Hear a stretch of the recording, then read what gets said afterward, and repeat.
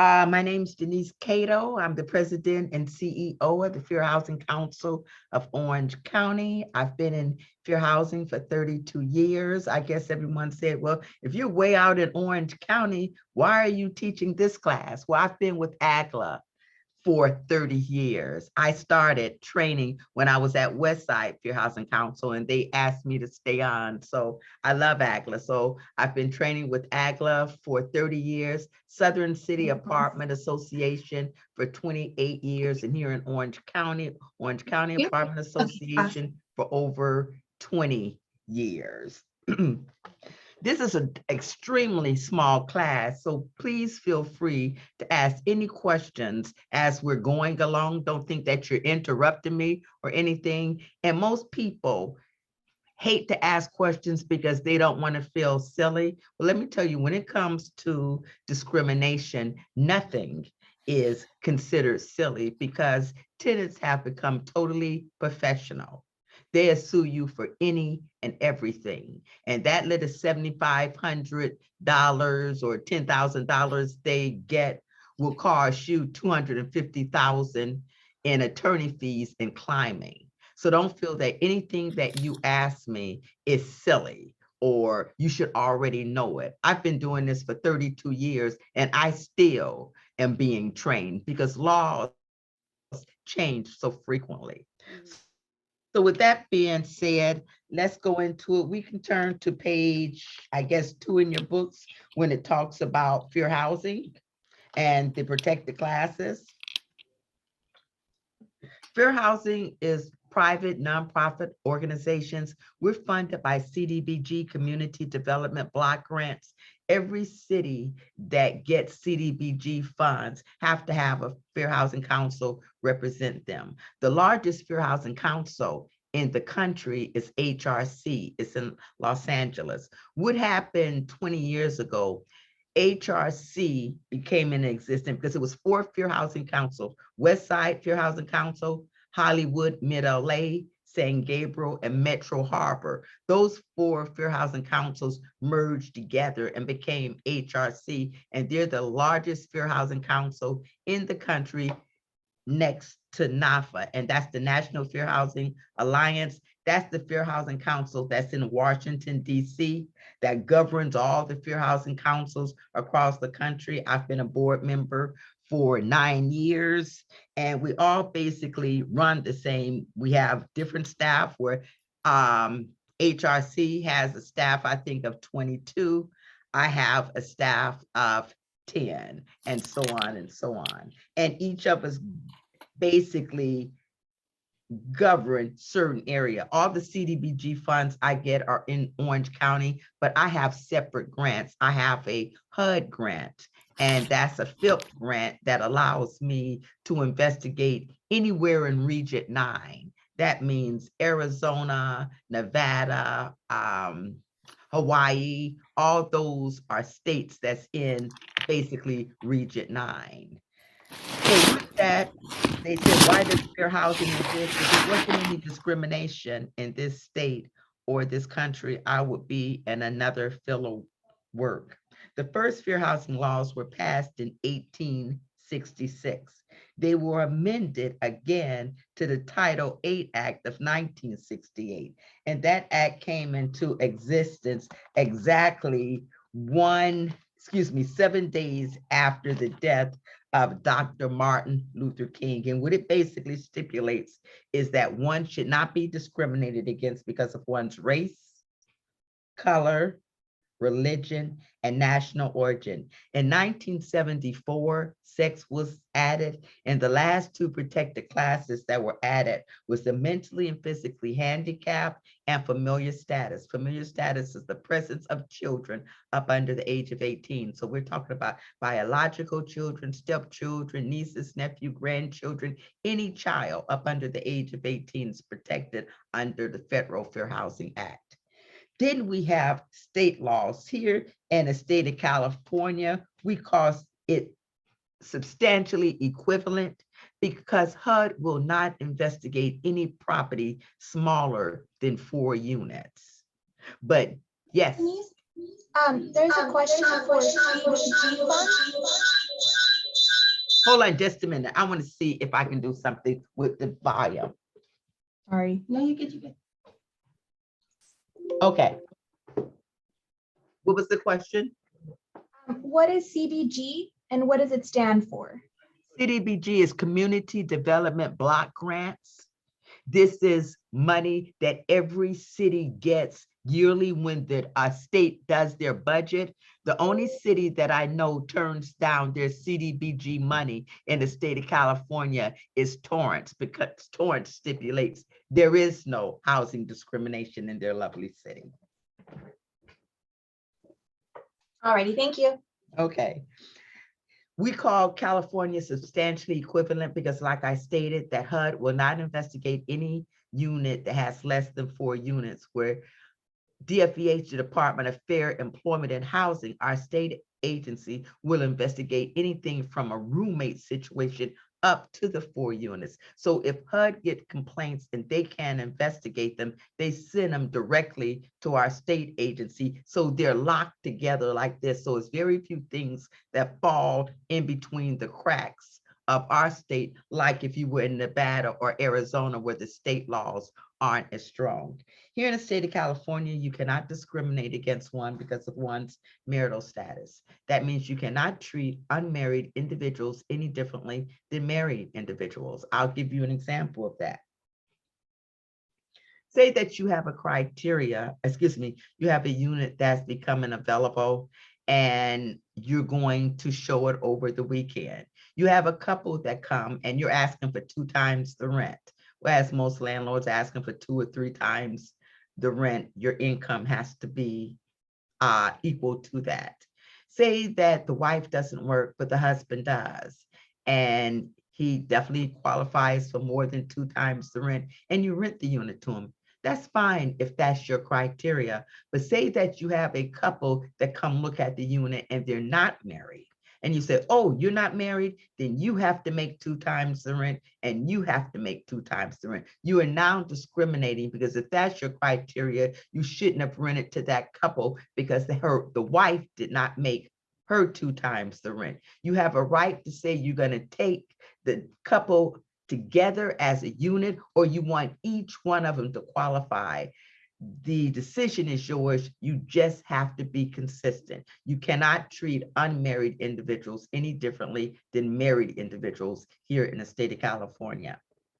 Then we have source of income, legal, verifiable source of income. You cannot deny a person because they're on Social Security or unemployment or disability. A person might not qualify to live in your particular unit because their income is not sufficient enough. But for you to say we don't rent to people in the county, you are discriminating. And since January of 2020, now Section 8 has become part of our source of income. That means, can landlords deny a person on Section 8? No, a person might not qualify to live in your particular building, but for you to say, we don't take Section 8 in the state of California, you are discriminating. And I want everyone to be aware of this as landlords.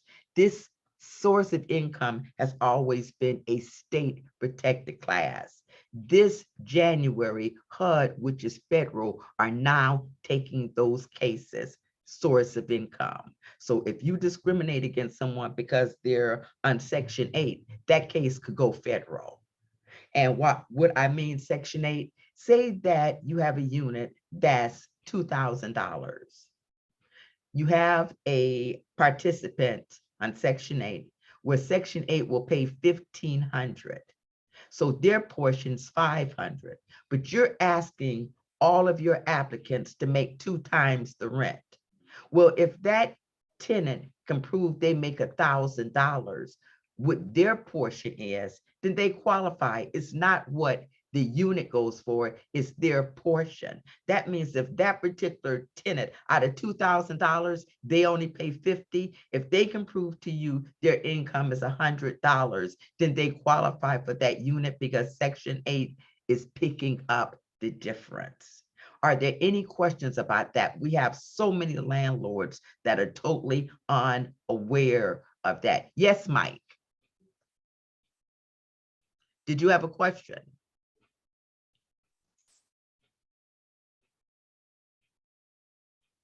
I think he's typing. Tell him that it's such a small class. He doesn't have to type. All he has to do is take off the mute. I don't think he has a mic. That Oh, was okay. the problem. Yeah.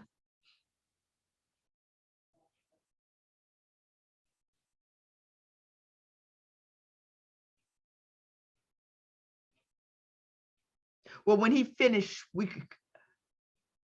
How about credit criteria? How about the credit criteria? Yes, if you have a credit criteria, they would have to qualify. But I want landlords to realize this. I can almost assure you before this year is out, you're not going to be able to use a person's credit history or evictions against them in the state of California. And why is legislation doing that? Because we have so many homeless people on the street. But I already know that if someone has basically been evicted because of the pandemic and they haven't paid rent for 9 months and they move, you can't hold that eviction against them. Yes, Kathy. You can you unmute yourself? Here. Can you hear me now? Yes, I can. Oh, great. So, okay, if they come and they qualify as, but they do have the Section 8, and let's say they only pay, let's say the rent is 1,800 and they only have a certificate for 500. What does the Section 8 people do? Okay, can you turn your mic up a little louder? No, Oh, okay. there's Usually everybody no, says I'm too loud. right. Their certificate would have to cover the full amount of rent. And I'm so glad you brought that up. Say it's 1,800, but Section 8's voucher is only 1,600. Do not let that tenant tell you they're paid the difference of the $200. It's illegal. It's illegal for you to accept it, and it's illegal for them to offer it. So whatever the rent is, their voucher has to cover the full amount, and out that amount. So if the rent is 1,800, the voucher has to be 1,800, and out that 1,800, Section 8 will let them know how much money they're responsible for. Oh, so they pay HUD then? Yes, no, they pay you the difference. But say Oh, that it's 1,800 and they pay 3. You'll receive a check for 1,500 from Section 8, and the tenant will have to pay you $300. gotcha. Okay. All right. Does that make sense? So I get two payments, one You from get two payments. And one thing about Section 8, rain or shine, those checks are in the mail on time. Oh, that's one thing. I had a contractor who told me he houses a lot of Section 8 because he says he's guaranteed the rent. You're guaranteed the rent. And one thing you have to realize, if I'm living with you and I lose my job, I'm probably going to have to move because I won't have enough income to come in. But if someone on Section 8 income changes, Section 8 adjusts that. So where they're paying you $300 because they're working, if something happened where they lose their job, Section 8 might pick up all of it, and all they have to pay you is $25 a month. Do you see what I'm stating? So Yeah. that's the good part about Section 8, and they pay on time. You know, people, all the years that I've been in fair housing, people have wanted to know, they didn't want to have to deal with Section 8. But landlords that keep their property up, they don't have to worry. Section 8, they do inspections, but the things they inspect are things that landlords are supposed to do anyway. I don't see why any landlord would allow a person to live in their property for 10 years and they never do an inspection. They say that you're not supposed to over inspect. Trust me, the properties that I deal with, I do an inspection every 6 months because I've realized that if tenant knows that you're coming in the property, they take better care of it. Yeah. I do twice a year also. You have it just like me. Yeah. If they know you're going to inspect it, then they take better care of the property. So it shouldn't be an issue, because if you see anything, you're going to deal with it then, not 10 years later. Exactly. So no, and especially with the way our economy is right now, Section 8 is a safe way to go, because your money is there on time. And if that tenant loses their income, Section 8 will pick up the slack, where someone else, if they lose their job, all of this assistance that the government is putting out now is drying up. We thought they were going to extend it after March the 31st, but they did not.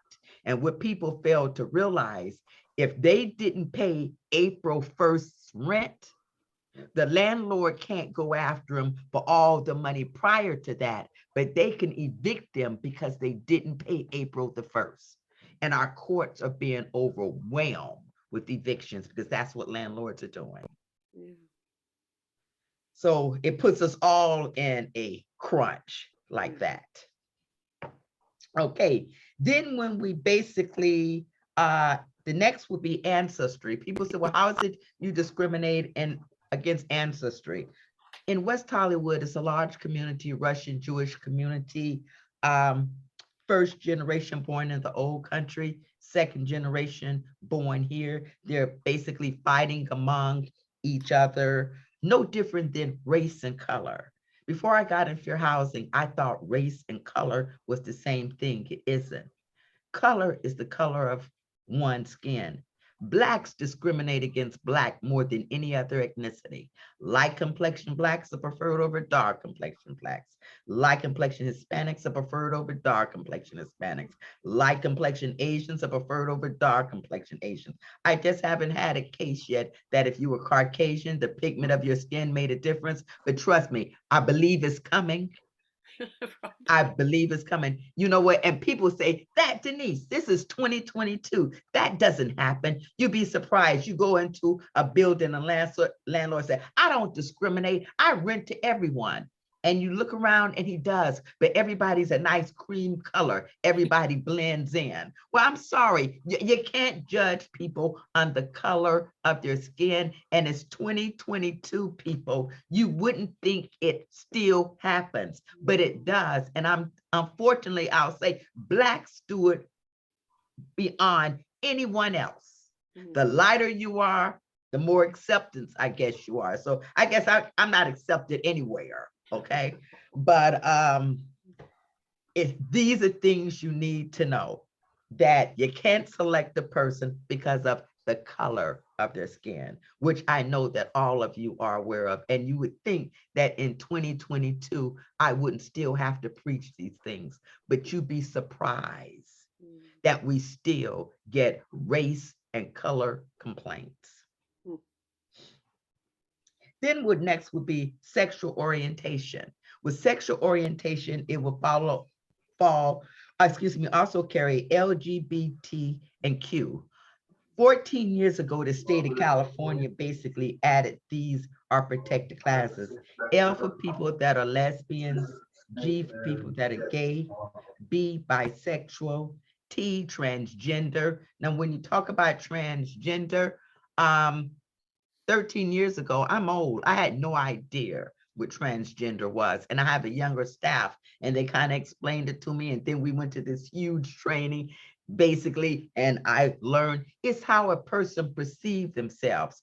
I basically learned a lot with Bruce becoming Caitlin, but you don't have to go that far. It's how someone perceives themselves. That means that if you have Joanne living on your property today, and tomorrow she wakes up and she wants to be Joe, she doesn't have to dress like Joe, talk like Joe, walk like Joe. All she has to do is say she's Joe and you have to accept her.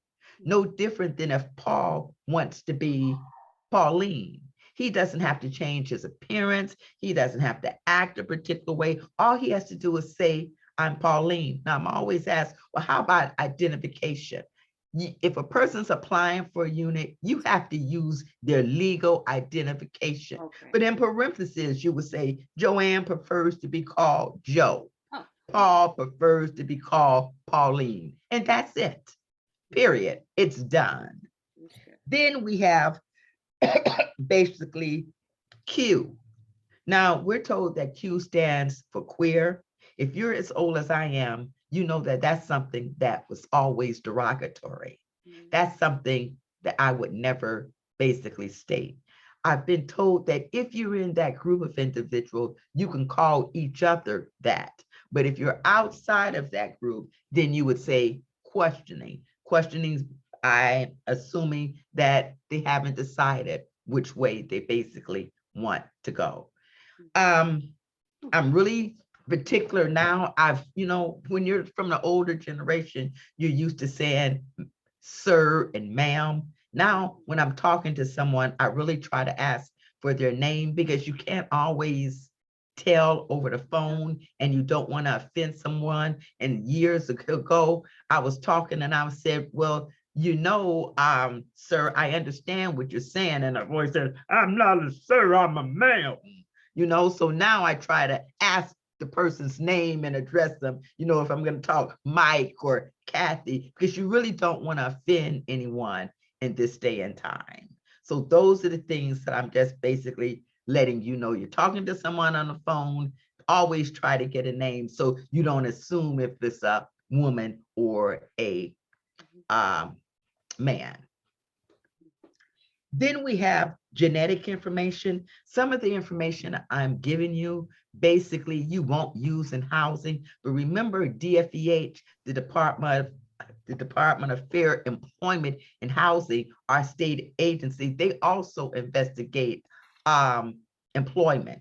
Genetic information would be like this. Ladies, when we basically have our mammogram, and that's information, genetic information, because they always ask you, has your mother had any immediate family, your mother, your aunt, your grandmother, sisters, and things like that. That means that information cannot be used against you in applying for another job in the state of California. They cannot use genetic information against you by saying, oh, yes, well, these relatives of theirs had breast cancer and everything. So no, she has to be a negative. We're not going to rent to her. I think Mike might have a question. Pardon me, yes, Mike. Oh, never mind. Disregard. Okay. Then we basically have gender identification and expression. And I would say that's basically like sexual orientation, how a person perceives themselves. I know here in the state of California, now when you're filling your driver's license and state ID out, you can be non-binary. That means you choose not to say if you're man or you're female. I don't think that's ever going to affect you in housing. I think in employment it's going to be difficult because if you're an employee, an employer, and you're paying someone's medical insurance, men's medical insurance is usually higher than women when you start getting up in age. Do you understand? So if someone isn't identifying as being he or her, but I'm not a doctor, so I'm not going to get into that. But that's the only issue that I can think when it comes to medical insurance, because in rate, even life insurance policies, men's insurance is higher than women the older that we get. But no one has said anything about it, and I don't think that we're ever going to have to deal with it in housing. But when it comes to employment, I'm pretty sure that's going to become an issue one day. Then we have age. Here in the state of California, a young adult become of age at 18. That means if someone's 19 or 20, you cannot deny them housing. Do you have to give them any preferences? No, they have to qualify like everyone else. Unfortunately, a lot of young adults are being released at the age of 16 and 17 years old. If someone cannot prove to you that they're 18, you have a right to ask for documentations from the courts that they've been emancipated, because you don't want to get caught in the situation that you're renting to a kid that's run away from home. With that same note, I want to bring this to your attention. Those of you that are owners, those of you that are managers of property managers or realtors, California leads number 3 in child trafficking across the country. Oh, wow. I couldn't believe it. In 2019, by me being on office board, I used to go to Washington about 6 times a year. I won't be going back until this July. So I haven't been there since 19. And if things aren't right, I won't be going in July either. Okay, I'm older. I have to be careful of being around people. I still wear my mask. Yeah, I do too. But when I say child trafficking, I always thought that when we heard this on TV, that it was, people that were rich. They were going to other countries, bringing individuals back, and they were paying them less than minimum wage. No, I'm not talking about that. I'm talking about our children are being sold on the internet like you would sell puppies. And it basically states that if a child is missing 72 hours or longer, the chances of that family ever getting that child back is slim to none. That scares the hell out of me. And I asked, well, if that's the case, why don't we hear more about that? And you know what I was told? It happens so frequently, the news can't keep up with it. That's just insanity to me. I sit back and think that all the freedoms that we were allowed to have, that my sons were allowed to have, those freedoms aren't like that. I used to get on my son. I have a granddaughter that's going to be 15 on the 21st of this month. And I know that before that, she was like 13 and she wanted to go around the corner to Starbucks. And her father told her she couldn't go. And I said, she can't walk around the corner. Are you insane? What's wrong with you? You used to take your journeys. You've been gone all day. After I heard that, hell no, she can't walk. No, can't walk. If daddy or mommy can't take you, you can't go. It is what it is, But it shouldn't be like this. And since the pandemic, let me tell you, teachers don't make enough money. For a year, our office closed on March the 17th of 2020. We're still basically working from home. I'm in the office now and I have staff coming and going, but they come on different days. Somebody will come on a Monday, others will come on a Tuesday or Thursday, or if we have reports that have to be done, you might have 3 or 4 people in at the same time.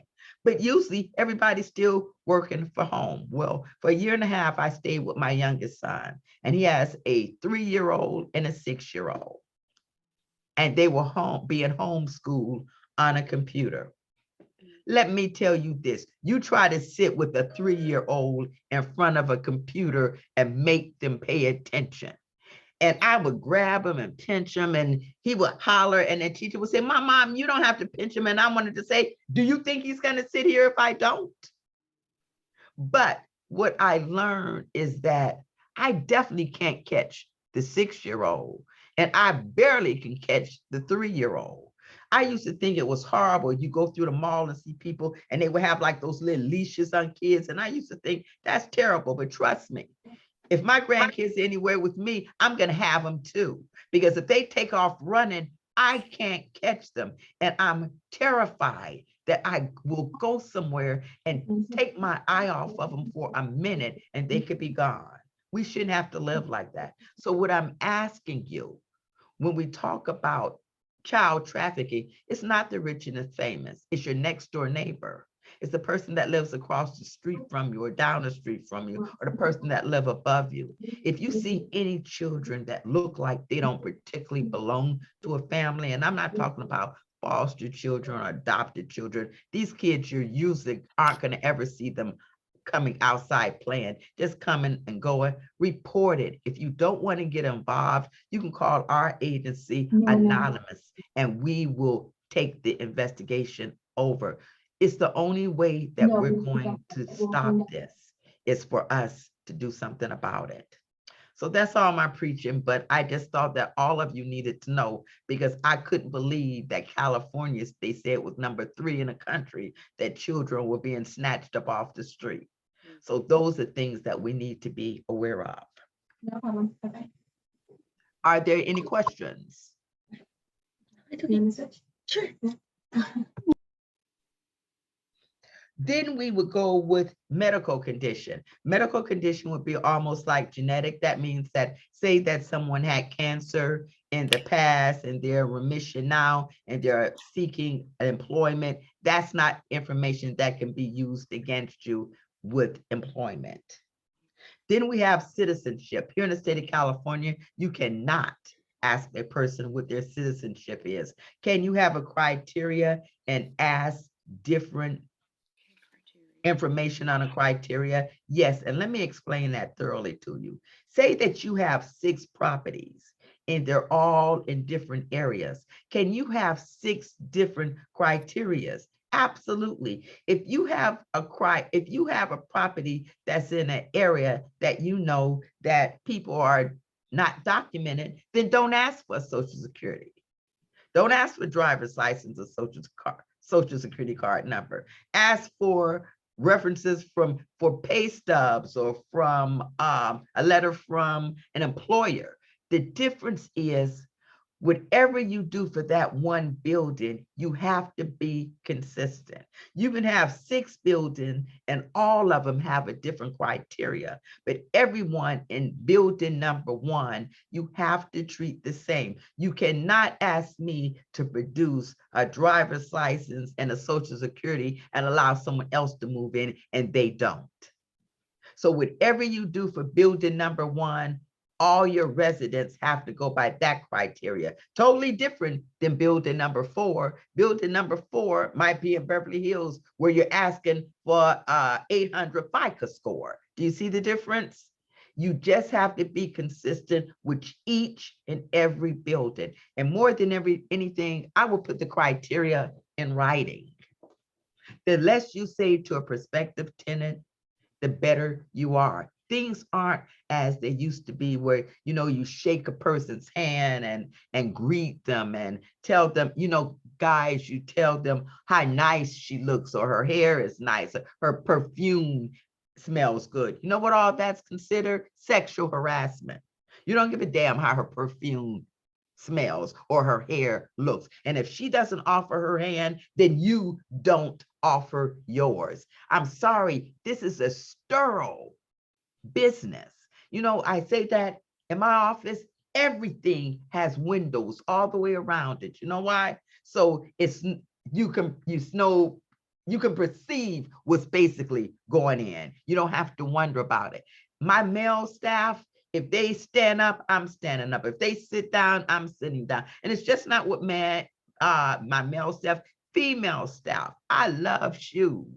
I don't tell people their shoes look nice or that's a nice sweater you have on and those are nice earrings. None of that, because any of that could be perceived as sexual harassment. That's the way it is here. Money hungry. This is a money hungry state, a money hungry nation.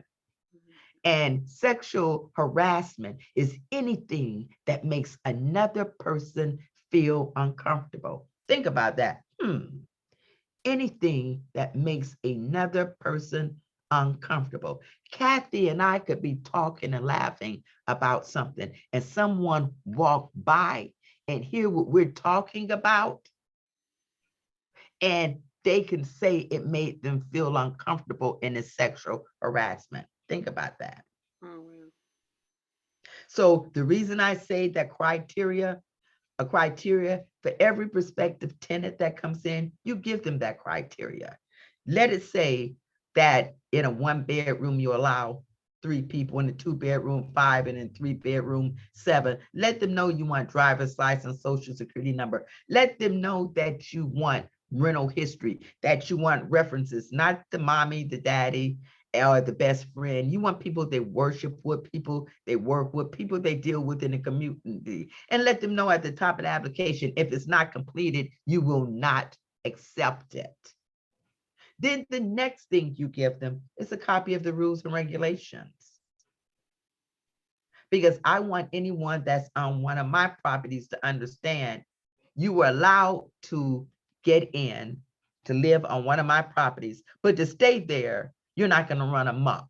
We do have rules and regulations. So you might as well know what they are prior to moving in. You cannot say children can't bounce balls. Children can't rollerblade, but you can't say there's no loitering in the common area. You can't say children can't run up and down the stairs. Children can't do this, but you can't say that we don't allow our property to be destroyed. It's the way that you write in your your rules and regulations. So after a person sees the criteria, then I give them a copy of the rules and regulations.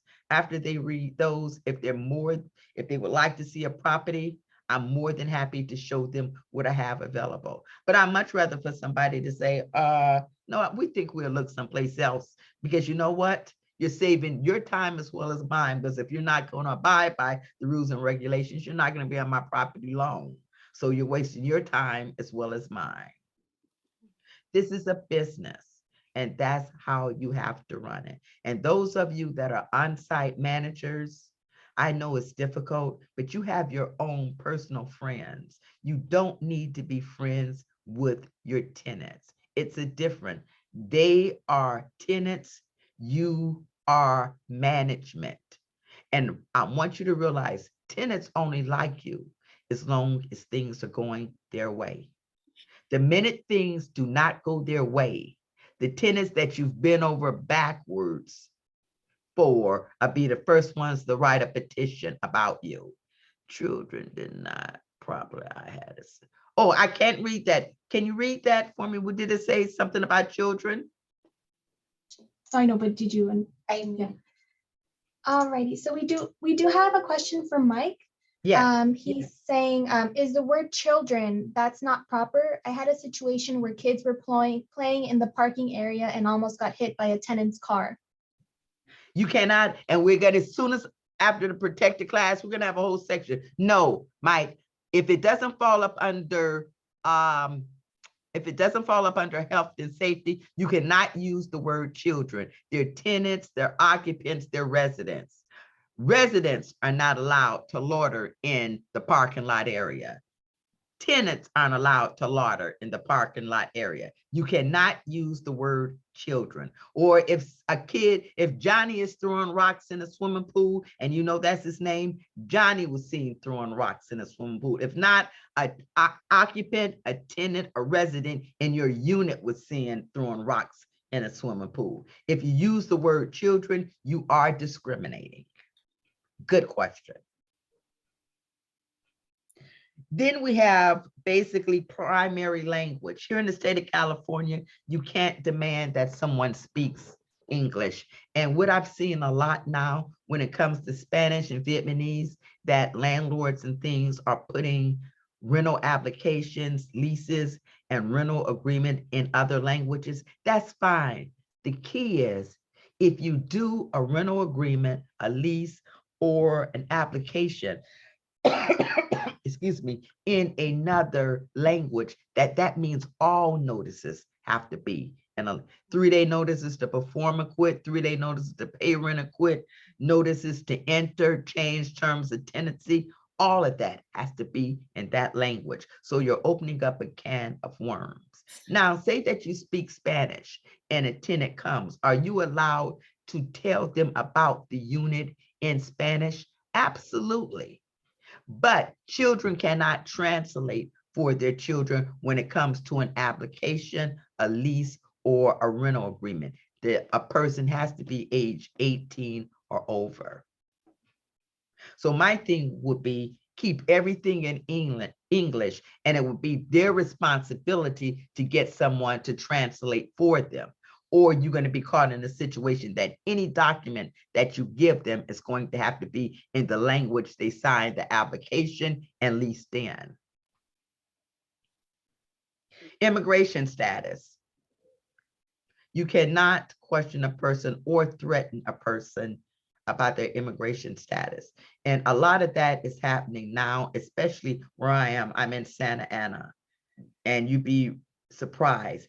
It is illegal. And will fair housing agencies like mine go after you? Absolutely. You cannot threaten a person because of their immigration status, or tell them that because they are going after what they are entitled to, calling code enforcement and building the safety that you're going to call immigration on them.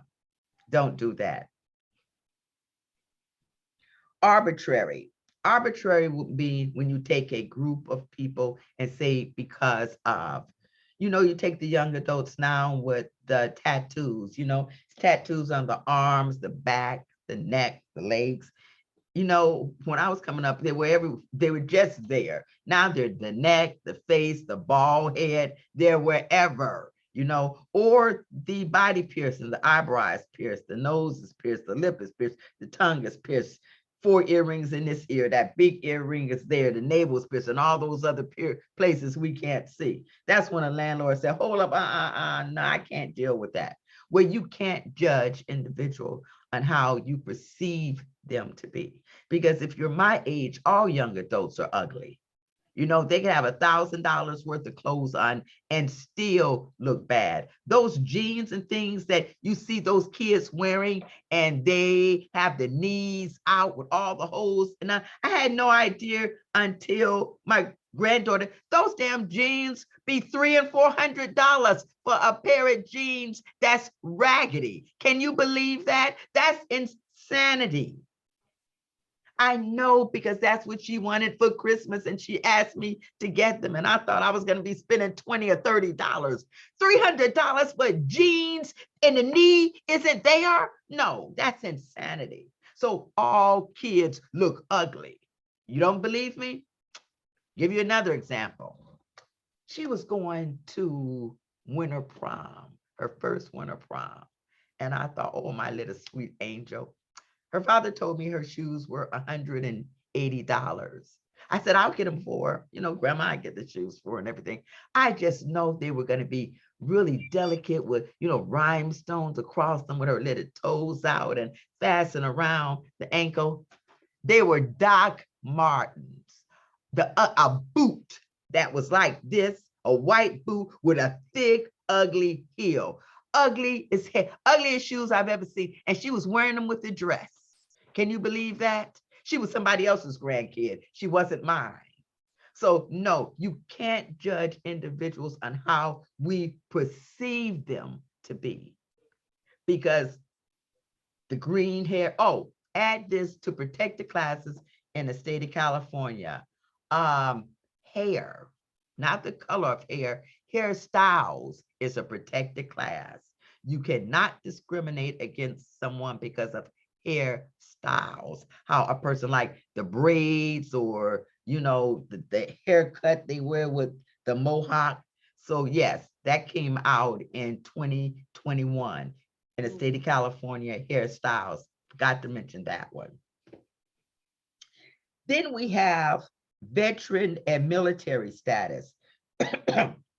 Veterans and military status, VASH is like Section 8. That's for someone that's active, that's in the military, and it runs almost like Section 8. The only thing that I could basically mention for VASH, for people that's in the military, if someone comes to your property for a security deposit, you cannot charge them more than 1 month's rent. If they're active in the military, you cannot charge them more than 1 month's rent. So are there any questions about any of that? And if you guys excuse me, I'm just getting over a cold, so I'm going to get some water. I'll be back in just a moment, okay?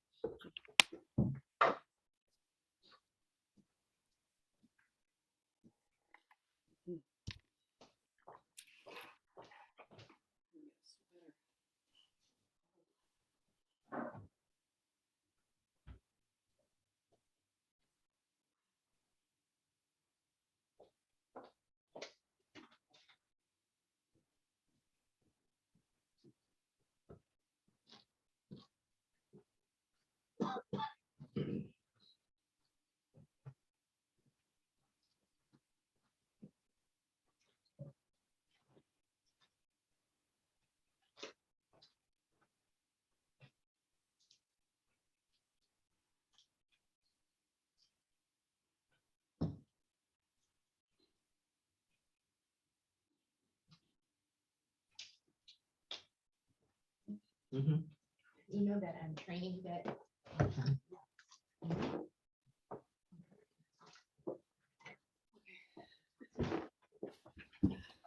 You guys hold on just a moment, please.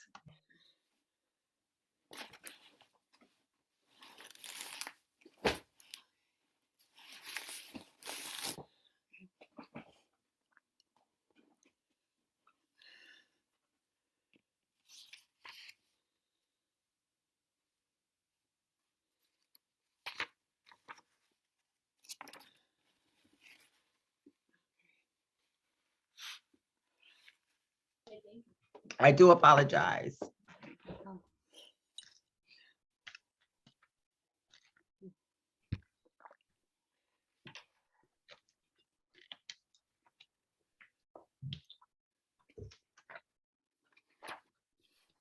With that, I want everyone to turn their books to page 4, where we talk about occupant standards.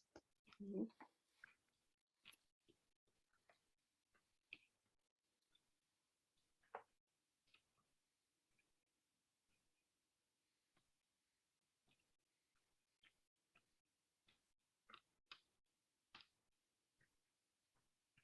The guidelines that DFEH, Department of Fair Employment and Housing, and Fair Housing use are 2+1. That's 2 people per bedroom, 1 person for the common area. That means in a 1-bedroom, you would allow 3 people. In a 2-bedroom, you would allow 5. In a 3-bedroom, you will allow 7. Does that mean all your 3 bedrooms you have to rent to a family of 7? Absolutely not. I rent. I'm a person of 1 and I have a 3-bedroom. The law protects you. The law says you have a right to rent to the best applicant. And if you have 10 applications and you select a person, as long as you could prove that that person was the best applicant, no one's ever going to be able to say you discriminated. You can't choose a person because you like the way they dress, or you think they're gonna fit in good in the building, or you just like them. This is a business. You might have to rent to some people you just don't like. Now, when people ask me about that, let's face it, we're human. It's people that you meet and you automatically don't care for them. Then what do I suggest? You find an applicant that's better qualified. But if your luck's anything like mine, you're going to be stuck with that person. You just get over it. It is what it is. And I'm not being rude. I have a throat lozenge, so I'm trying to catch my breath as I go so my voice won't go out. But because of our occupant standards, things are changing. Make sure you have your occupant standards in writing. If you're in the city of Los Angeles and your property is under LA City rent control, you know you can always add that extra person. You Oh, I can have, always add that extra person for the 10%. But also, there's an ordinance. Hold on just a moment.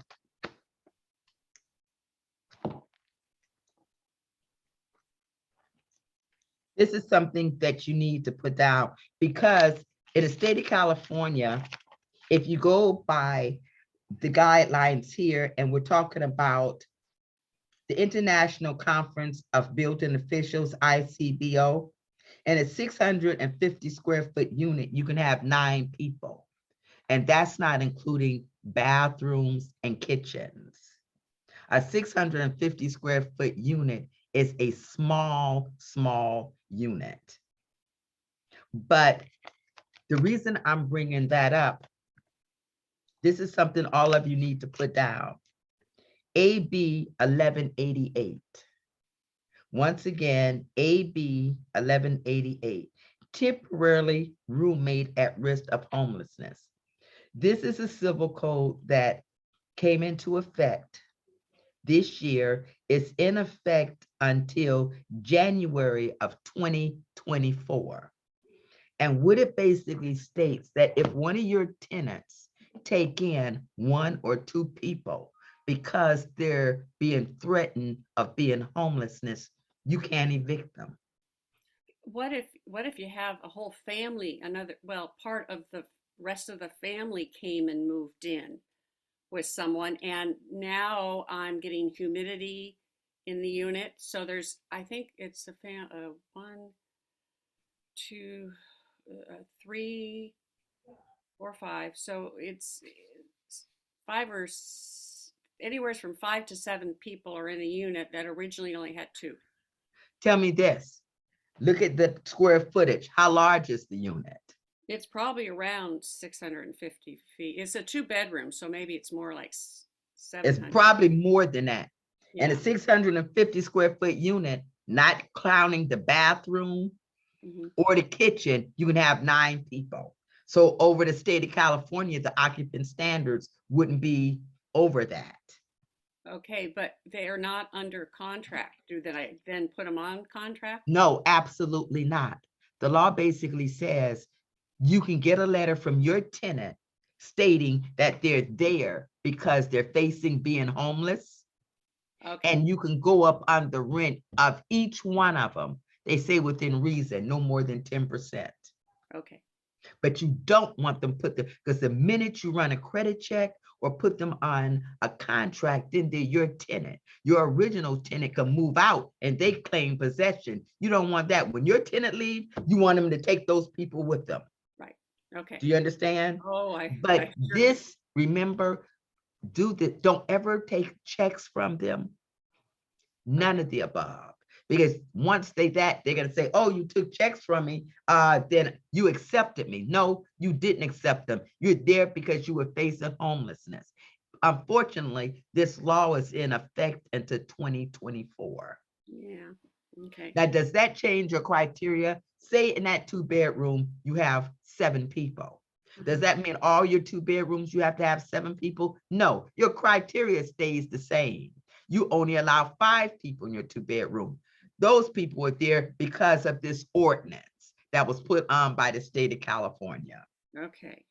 But definitely get that letter from the tenant, your tenant stating they're there because they're facing homelessness. Okay.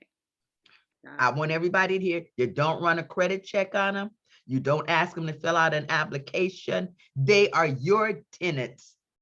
Okay, So if gotcha. they do anything wrong, they break policies or anything, you write your tenant up. No different than if it was a kid. The kid broke a window, you would tell the parent about it.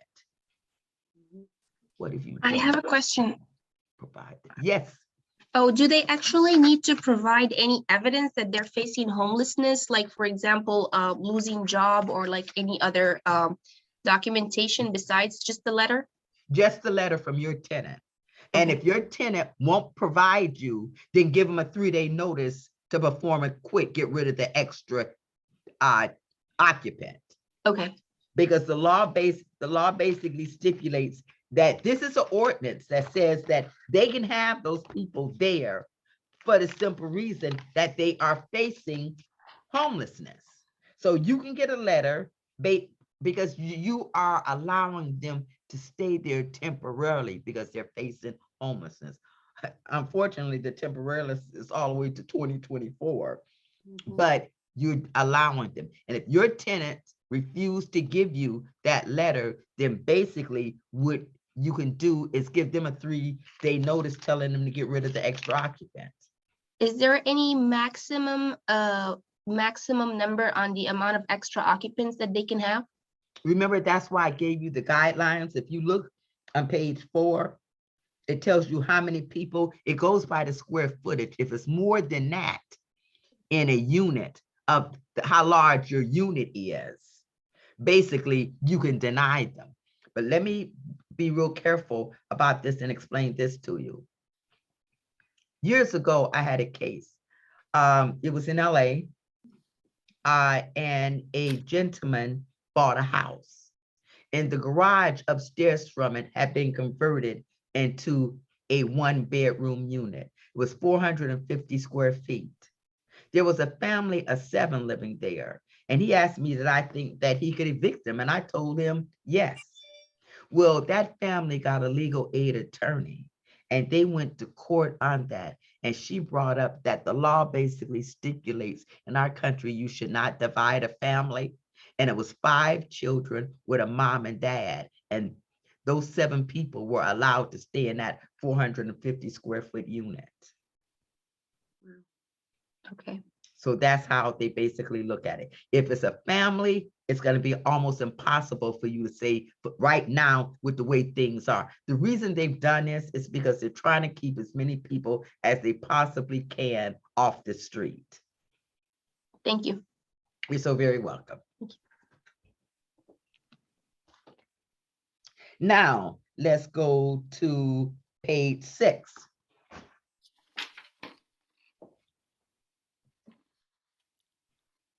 One of the #1 complaints that we've been getting are about children. And the reason we've been getting so many complaints about children is because up until recently, kids were home from school and they were running amok. Children are protected classes. The only time you could use children is if it falls up under health and safety. And we're talking about swimming pools, jacuzzi, spas. All say any child up under the age of 14 should be accompanied by an adult. My sign says responsible adult, because we know every big brother and sister that's 17 and 18 is not necessarily responsible. Weight rooms, any child up under the age of 16, we use that because you can go to any of the gyms now and a kid at 16 could get their own gym pass. Children are protected classes. Children can live on any floor their parents can afford to pay the rent. The only individuals that can deny children a senior citizen complexes, they're exempt from age requirement. Here, when you're writing rules and regulations, here, you cannot say children may not ride their bikes in the common area, but you can say no bike riding in the common area. You cannot say children may not play on the grass, but you can say residents may not trample, destroy, or damage landscaping. You cannot say children must be supervised by their parents while in the common area, but you can say all residents are responsible for their action, the actions of all other occupants in their unit and their guests. It's the way that you word it. You're not pointing children out. You're saying all of our tenants have to go by these rules and regulations. Do you see the difference? If you don't know a child's name where you can say, Sarah was pulling up the flowers, then you would say, not your kid, not the minor, not your children. You would say an occupant, a tenant, or a resident. If you say your children, you're discriminating. It's no different than you would say those Mormons or those Jews or those Blacks, change it with anything you wouldn't say and basically see how it sounds. Children are protected classes. You can't use the word children.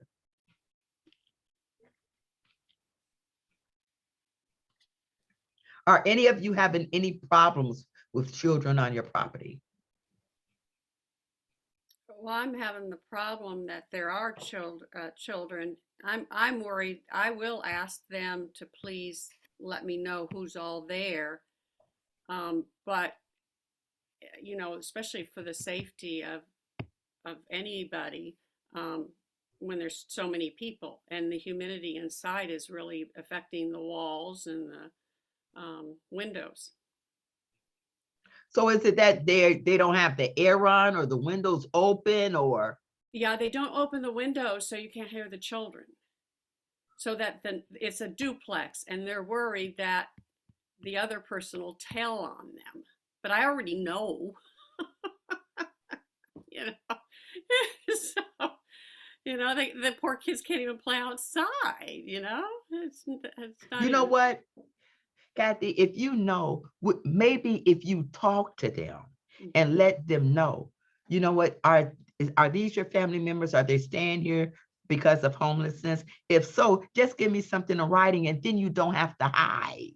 Okay. Do you understand what I'm saying like that? Yeah, So the yeah. children can breathe. Open the windows. We want air circulating in here. Do you understand? You're not asking people to stay balled up like that. You're a good manager or owner because you said, shoot, let the kids come outside and breathe, you know? But people are afraid. Yeah. So maybe if you let them know, you're not going to evict them. You don't want anybody tearing your property up. But if they're there because they're faced with homelessness because of COVID, hey, they can stay. Mhm. Okay. Yeah. But you do have the right to go up on the rent. Now, how much? Don't ever go up more than 10% on one person. But it's up to you. If it's a family, maybe you want to just do 20%. But you know, that really depends on you. Okay. Yeah. My rent's below normal anyways. Okay. So those are the things that you have to think about. 10%, yes, no more than 10% per person. Mike. And the law basically says within reason. So we say no more than 10% because I know under LA City rent control, for an extra person is 10%. So that's how we kind of round it up through there. Okay, great. Great. Outside of that, I don't think that we really have to talk about children anymore. Let's go on to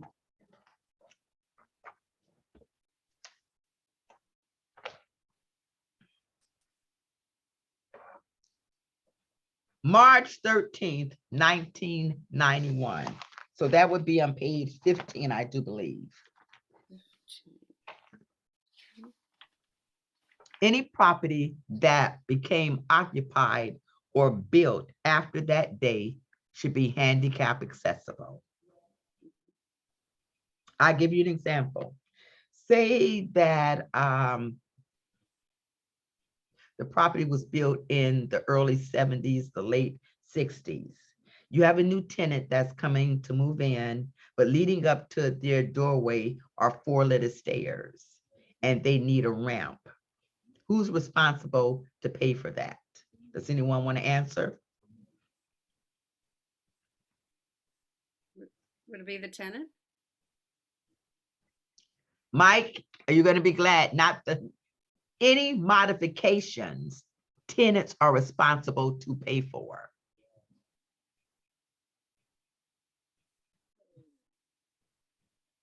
Any modifications. You can ask them. We have a form, and if any of you want the form, the apartment association have them, and we do. It's called reasonable modification and accommodation form. I want all of you to implement that and put it into your criteria. So whenever your tenants want something, you tell them they have to have their doctor fill this out. When you get that form back and a doctor's going to say they need this modification, it's their responsible to pay for it. Say that. That's a good question, Mike. You haven't let me get to that one yet. I'm going to tell you. Give me a minute, Mike, and I'll get to that. Say that this same tenant needs to have, you don't have to apologize. I was teasing you, but I am going to tell you about that, Mike. Say that suppose a tenant needs to have the doorways widened. Would you get a letter from a doctor stating that they need it because of their wheelchair? Yes. And remember, everything has to be approved by building and safety because not all doorways you can change the structure of them. Not all entrance ways you can have a ramp, especially a ramp that's leading right into a common area where somebody might trip or fall. We're getting a lot of that with mobile home parks because they're built so close to the street that people want ramps.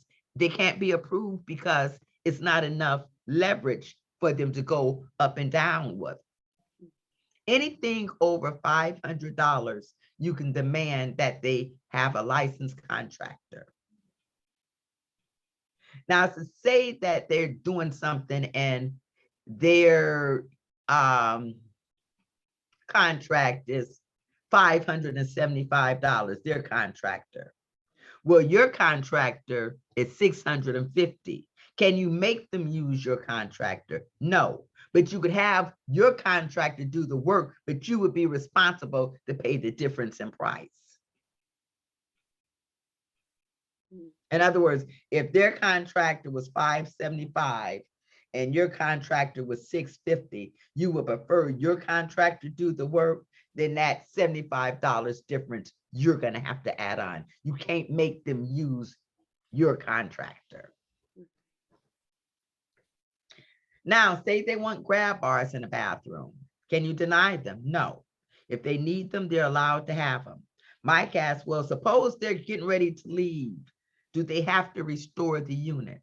They only have to restore the unit back to the way it was originally if it's something that's going to be noticeable. I'll give you an example. The ramp is supposed to be removable, but because they're disabled, the courts basically say it's your responsibility. The grab bars, basically, you can have them take them down, but those metal plates inside the wall, they have to leave. So why would you even have to touch them?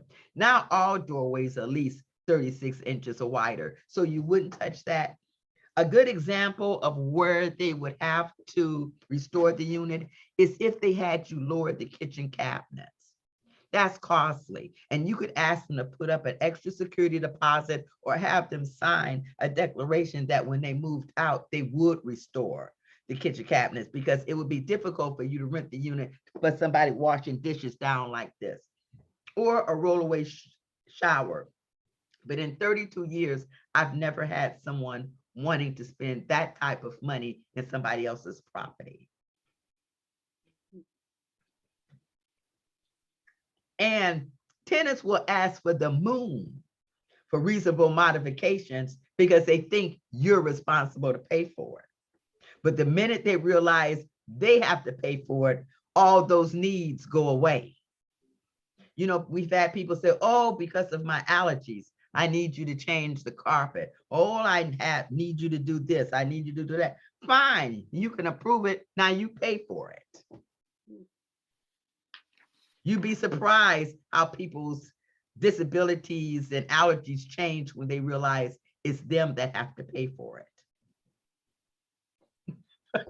You're right, Mike. You can laugh about that.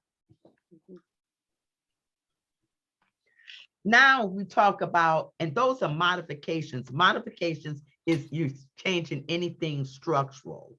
Now for accommodations, say that you have 3 floors, you don't have an elevator, and you have a policy that you don't allow tenants to transfer from one floor to another floor, because that means they're moving to a newer unit and you still have a unit vacant and you're gonna have to go and remodel that one. There's no law says you have to.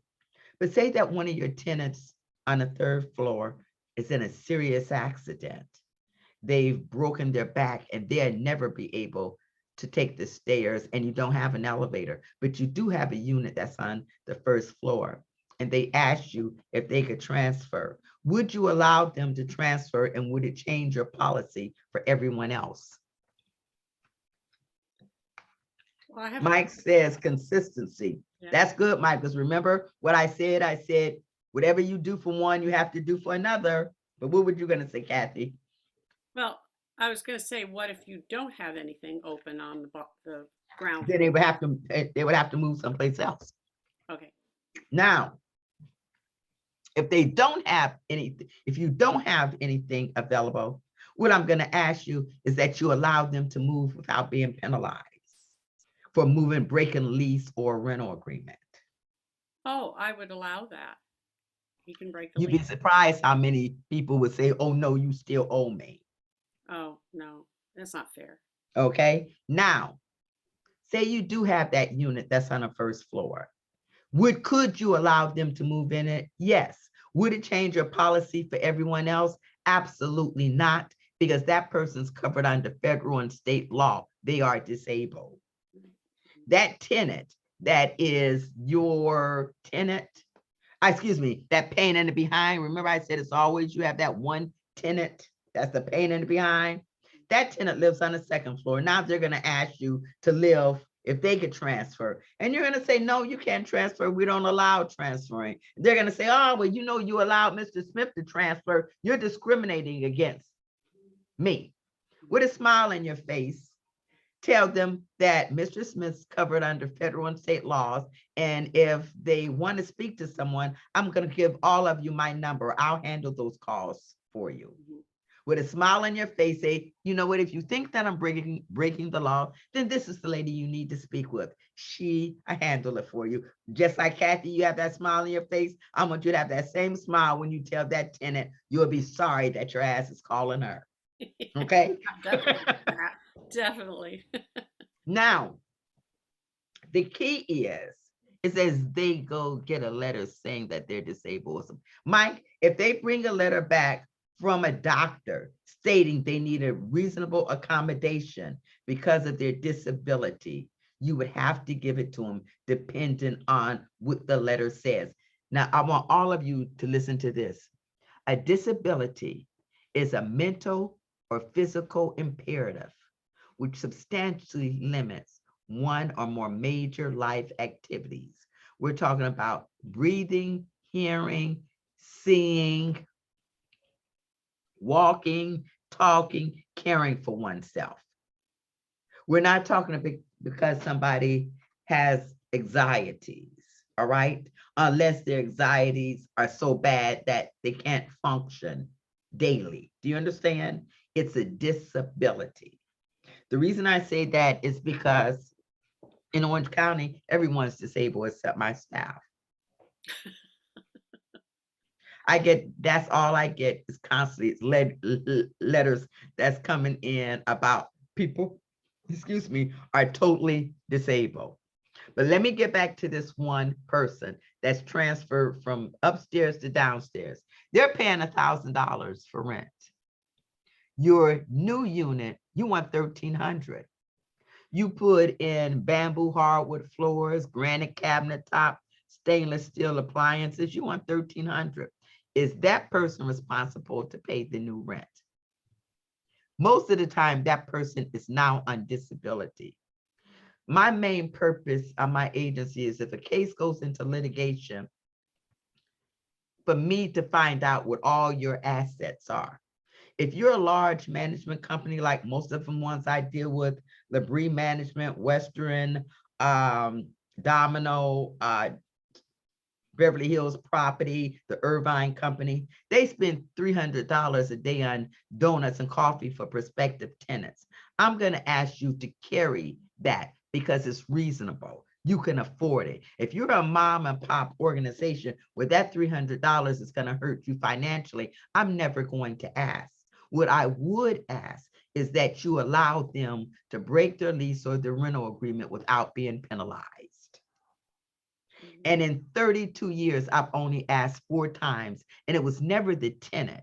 The tenant was leaving the hospital, and it was easier for their family to move them someplace in a property where their things already were. Most people, let me rephrase that. Up until 2 years ago, most people don't want to live someplace they can't afford to pay the rent. When the pandemic came, people's minds just went totally off.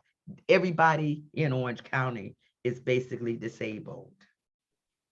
Everybody's coming with a letter. They need everything. They need reasonable modifications. They need reasonable accommodation. They need ESA animals. They need everything. And I say that, and I'm not trying to be funny.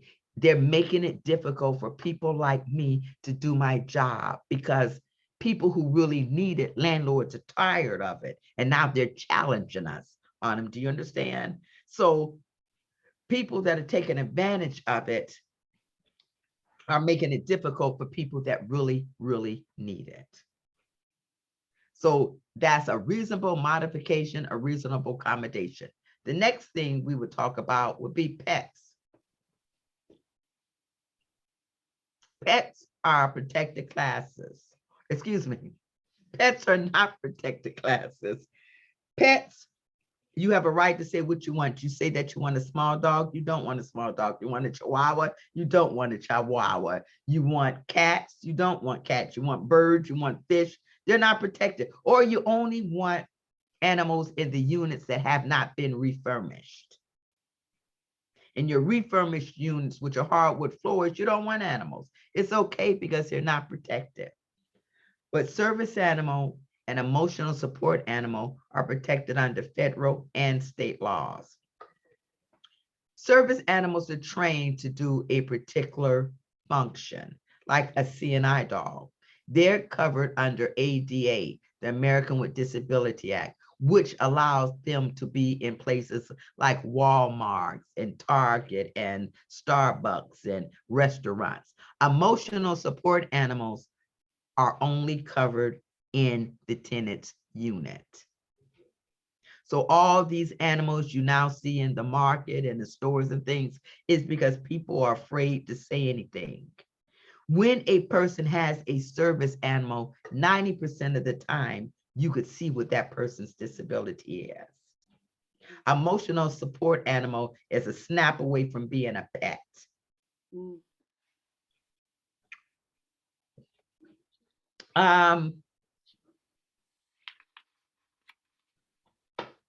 Do you have a right to ask from a letter from a provider that basically says it is what type of animal it is? Absolutely. HUD's cracking down because so many people are getting letters online. You know, you ask somebody says emotional support animal and their doctors in Alaska or New York. You're in California. We have doctors on every corner like we have 7-Elevens. Why do you need to talk to somebody that's in Alaska? Key things to look for: assessment, evaluations,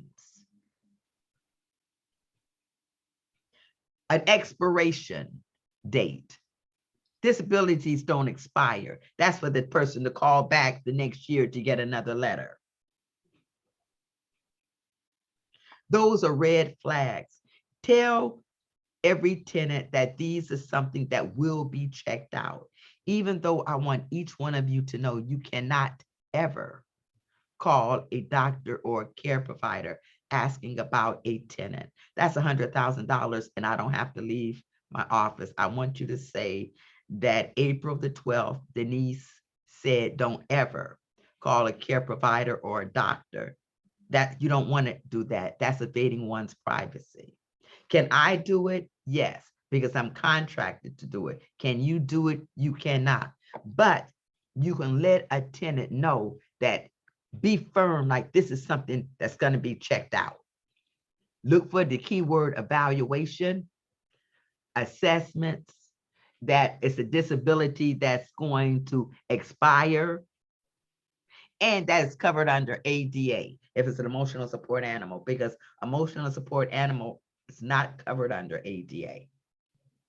Emotional support animals are only protected inside of one's unit. That means you cannot stop a person from walking their animal, relieving itself, but it has to clean, that person has to clean up behind their animal. But can they have the animal sitting around the pool or going into the office or coming into the weight room? No, because it is not a service animal. Now, HUD is going to have to change because with service animals, they only cover two things: dogs and miniature ponies. When I first started fair housing, I asked, why would they have a miniature pony? I was thinking a miniature pony was like the ones that, the kids ride at the circus and stuff. But no, a miniature pony is like the size of a small German Shepherd. And I didn't know that, but I've seen them now. And the reason that they allowed that, because they live longer than dogs. Oh, interesting. They live longer than dogs. Now, when it comes to service animals, the reason that I said they're going to have to change is because it's a lot of different service animals. Now, I'll give you an example one. Remember I told you the last time that I was in Washington was in September of 19. When I got back, there was a A call left for me from a gentleman. He was a manager at Lucille's Barbecue, asked me to give him a call. And the message said that he had a customer that was coming in once a week on different days, and he was losing clients. I mean, other customers.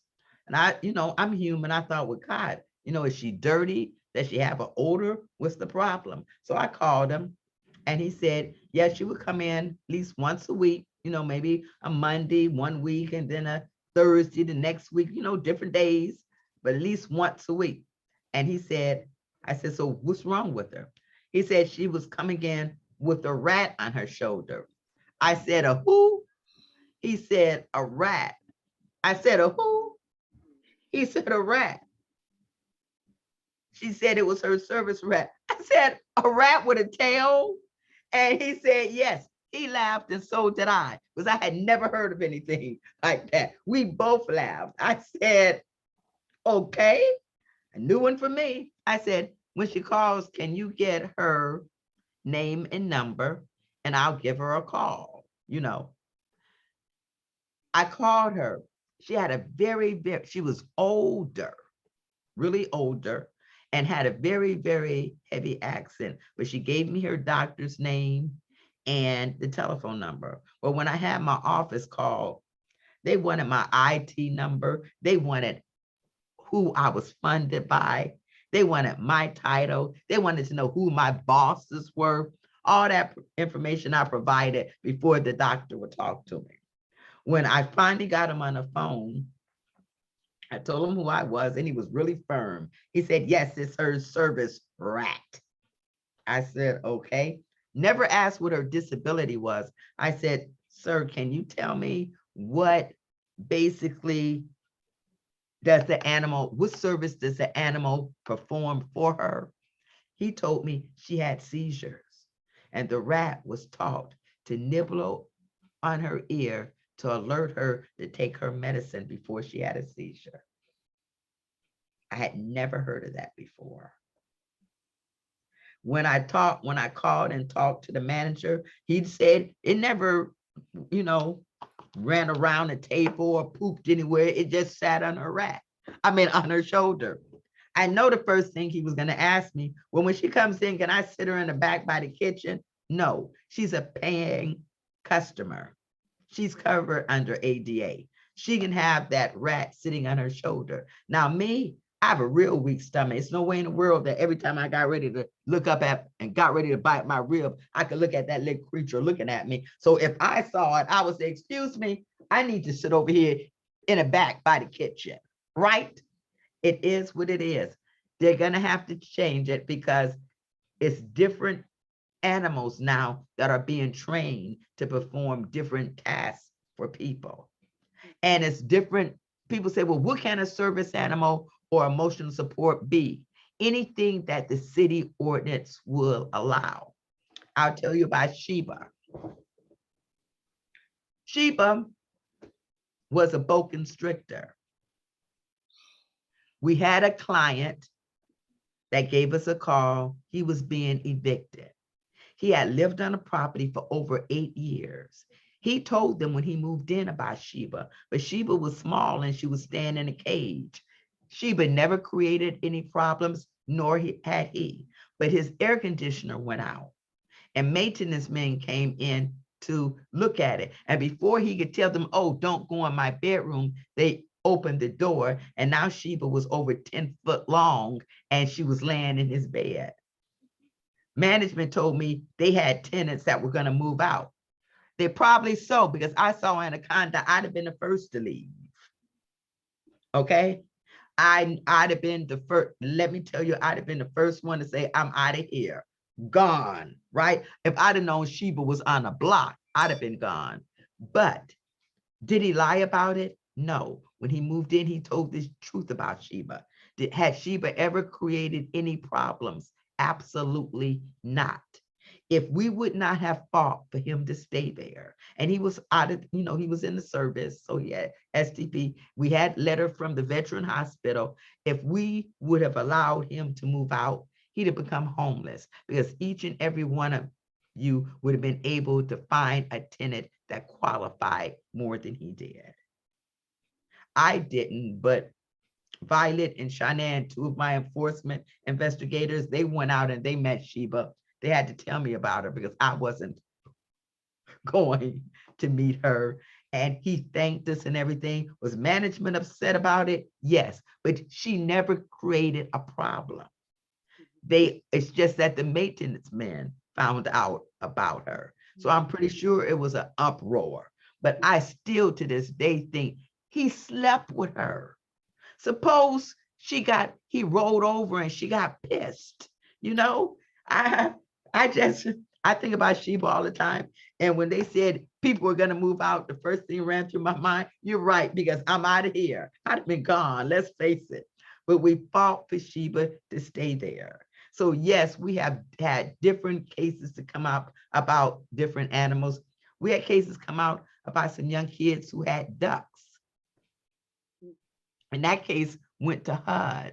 The management finally bought them out and just wanted them to move away. But that case lingered in HUD because we found out that ducks carry certain mites that's on them, that if somebody have like AIDS or something or a low immune system, it can affect them. So when you talk about emotional support animal and all of this, we're going through it. So for somebody to come up that just wants to have an animal because they don't want to go to a no pet, they don't want to go to a pet friendly building, I have a real serious problem with it. If people move out, does it disorder about Sheba? No, you don't have, absolutely not. What someone was saying, Mike asked, if tenants move out, do you have to tell Sheba about new tenants? No, because the other tenants, he had been there over 8 years and no one knew about Sheba. They only found out because the maintenance men went in, and I can't even imagine because they said she's about this thick.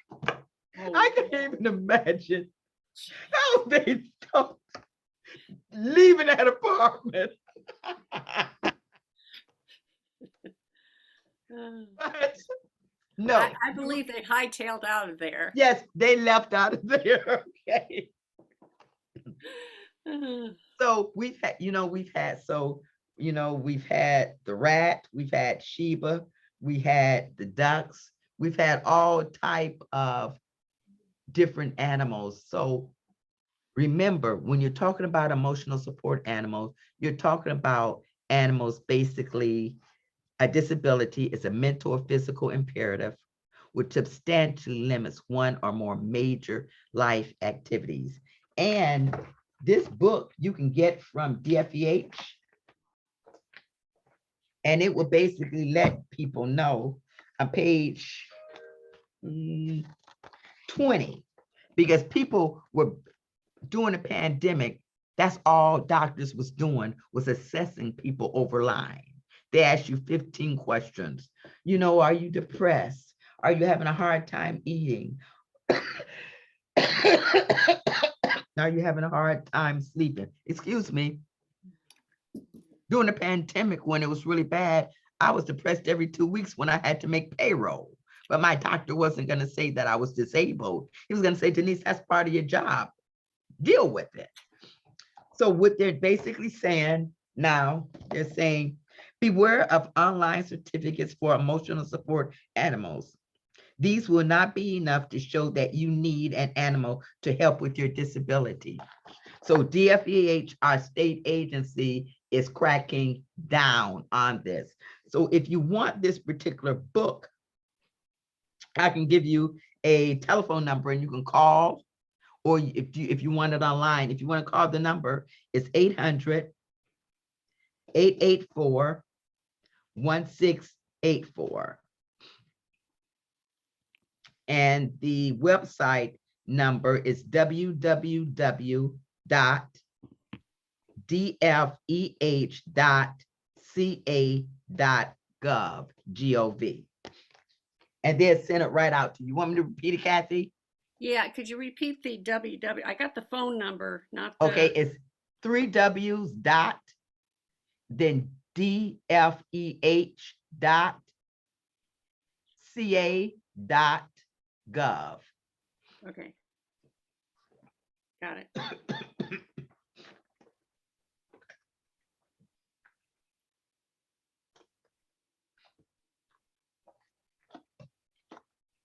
Now, one of the other things that we've had problems with is people running businesses out of the homes. You know, mean they're rental places? they're running businesses out of their apartments. Oh, okay. Like food, you know, they're cooking food for people, or like a restaurant, or they're doing hair, or they're doing eyebrows, or pedicures, manicures, all of that. You don't have to allow any of that. The only thing that you cannot deny is family daycare. And that would basically be up under SB 234. Once again, SB 234, family daycare. And what the law basically says, small family daycares, anything up under 6 children, a tenant does not have to have a license. Anything over 6 children, they have to have a license. And that's the only business you cannot deny a person from running. Do they have to follow all rules and regulations and policies like everyone else? Absolutely. But that's the only business that you do not have to, you cannot deny a person from having, is family daycare. Are there any questions about that? Okay.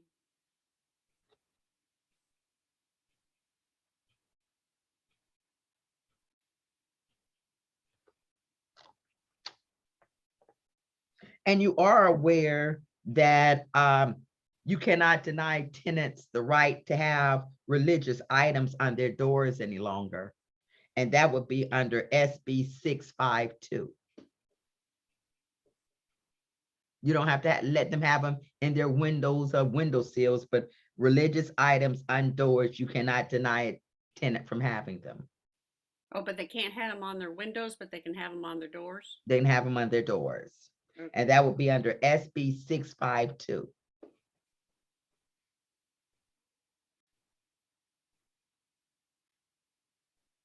Okay. And you can have politician things in the window. Wonder who voted for that one. I'm not gonna even respond to that. I'm not gonna even respond to that. And you guys are aware that this is something happened, but I know a lot of landlords did. When you talk about 3-day notices to perform, quit, things like that, and you talk about unlawful detainers, you are aware that you can no longer count weekends, right? Oh, yeah. Mhm. A lot of landlords still, because of, I guess, the pandemic, was totally unaware you can no longer count weekends Or holidays, right? or holidays. Mm. It was always holidays, but landlords would always serve on a Friday because they could count Saturday and Sunday. One more time, Mike, 3-day notices or to pay rent, to pay quit, or unlawful detainers, you cannot count weekends any longer or holidays. It was always holidays, but you could always count weekends. That's why a landlord would serve a 3-day notice to perform on a Friday. That would only give the tenant to Monday. Now, if you serve on a Friday, they get all the way to Wednesday because you can't use Saturday and Sunday.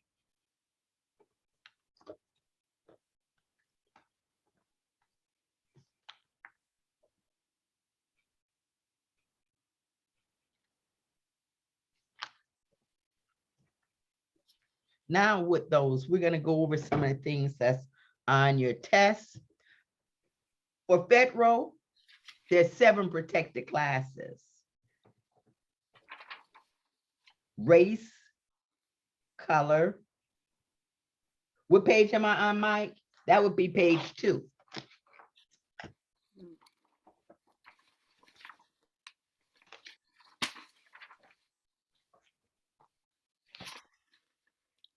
It's 7 protected classes for federal, Hmm. and for state, there's 13 protected classes.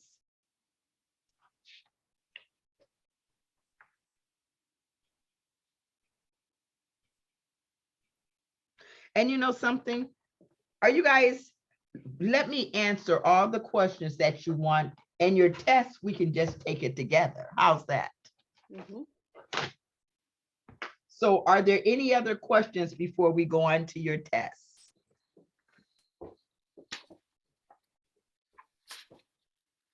Do we have And be- test here? And let me give all of you my office number and my cell number.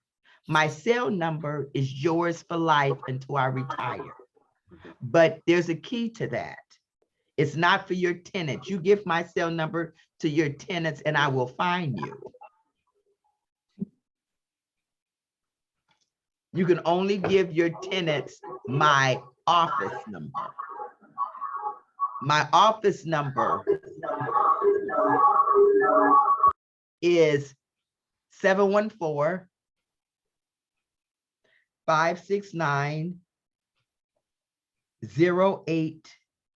714-569-0823, extension 206. Once again, 213-494-9953, extension 206. My cell number is yours, 213-494-9953. Once again, 213-494-9953. And that one is yours. You can call it for whatever you get in trouble or you need my assistance. Please feel free to call me. Your tenant wants something, give them my office number. Yeah. Okay, now before we go on to the test, do you guys want to take like a 5-minute break? Okay. Why don't we take like a 5-minute break? Or you know what? I have a 11:45. Why don't we come back at 5 minutes to 12, a 10-minute break, stretch your legs and things, and then we'll go through the test. Okay, great. Okay, see you guys in a minute. Okay, thanks.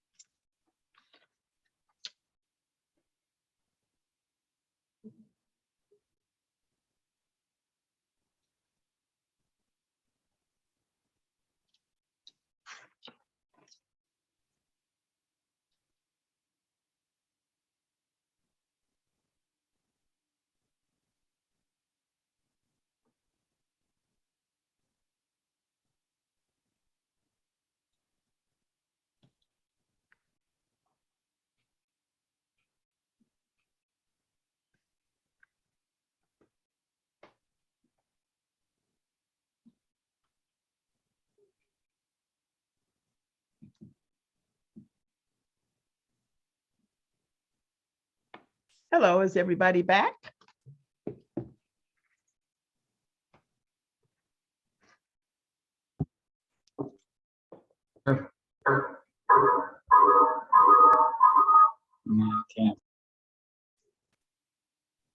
We want to give Kathy a few minutes to get back so we can start. Have all of you received your test?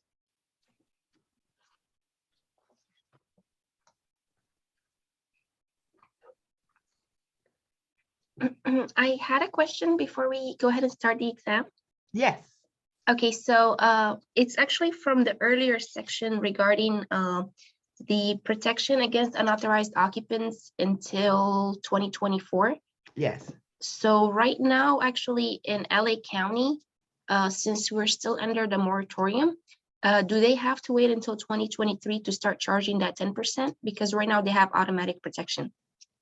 Right now, I think that because I usually do places outside of LA County, I think that they can stay there and you can't charge Yeah, the 10% until the moratorium expires. until it expires. You know what? It's amazing you brought that because I read that moratorium. I can't believe phase 1 and phase 2.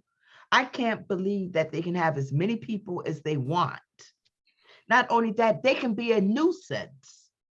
And Yeah, that correct. means they can run a whole total muck Yeah, and you can't evict them. That's insanity. I've never heard of anything like that. I was totally amazed yeah, that they could do it basically whatever they want and they can't be evicted. I understand putting them out for not paying rent.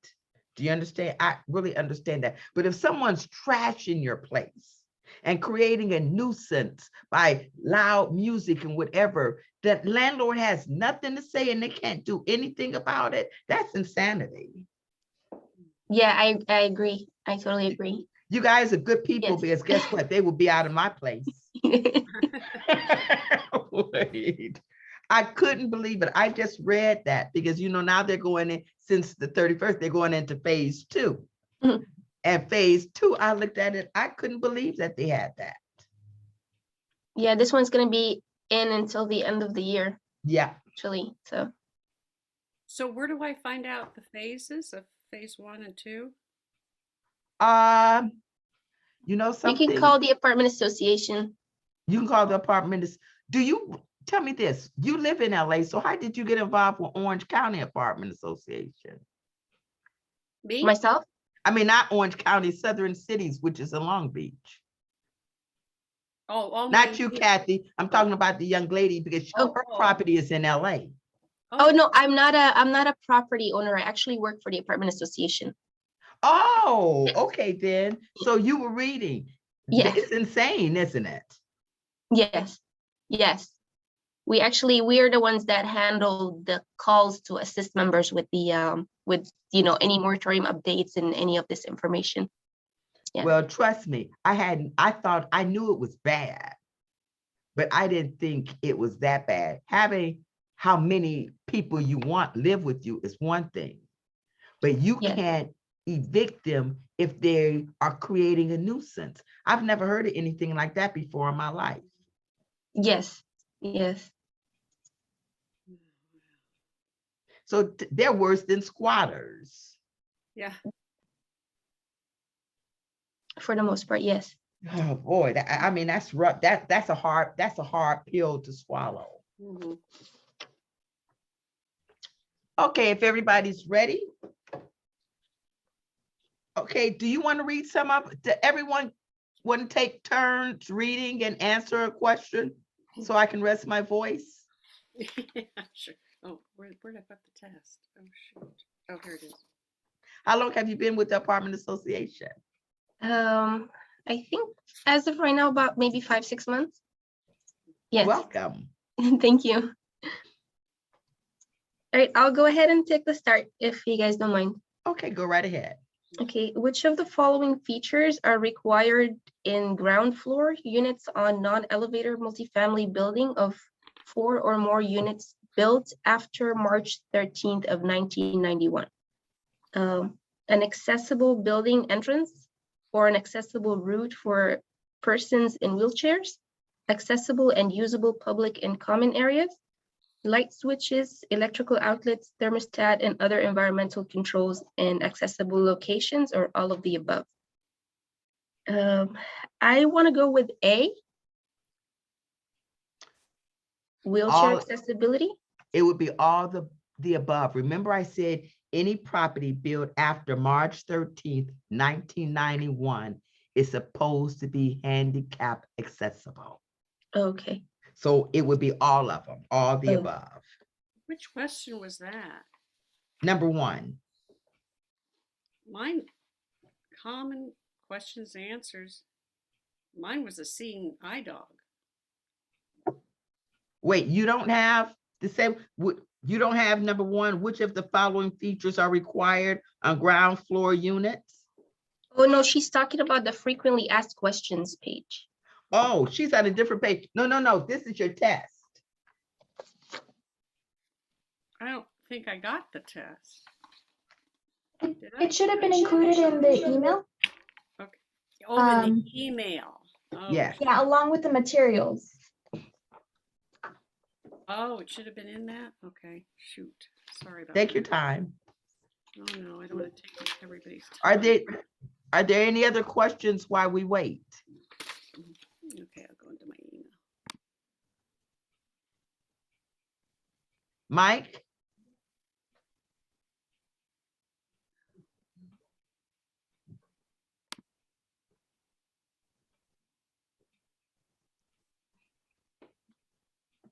Okay.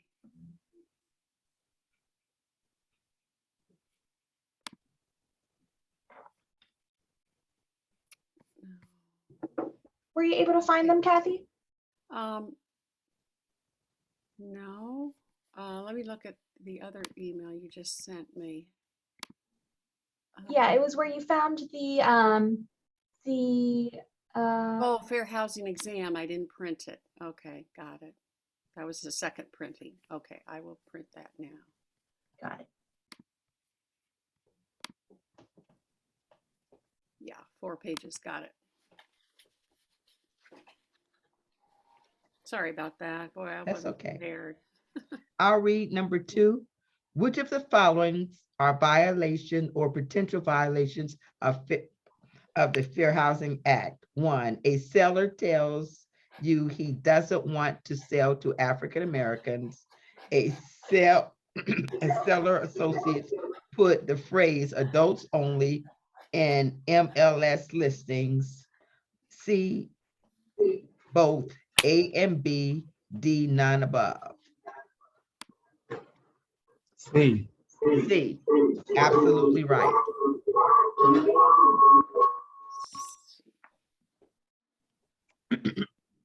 Does anyone want to keep reading, please? My voice is really going. I'm sorry. Okay. Under the federal fair housing law, the 7 protected classes include race, color, source of income, handicap, national origin, marital status, religion, or B, race, color, religion, sex, handicap, familial status, national origin, or C, race, sexual orientation, sex, familial status, handicap, age, national origin, or none of the above. So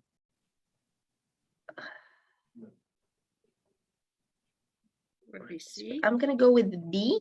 Oh, B. Absolutely right. No, Oh, B, 1, 2, okay. 3, 4, 5, 6, 7. B is the correct It would answer. be B, because with A, marital status is state, and with C, age is also state. So the answer is B. Oh, okay.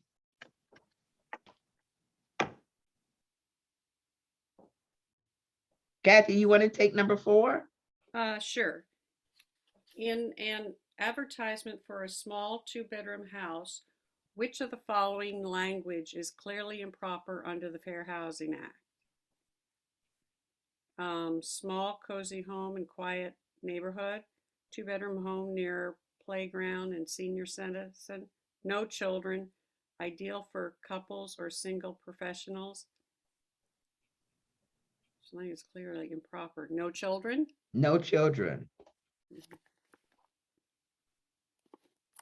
To be totally honest, I wouldn't use any of them, but no children, absolutely.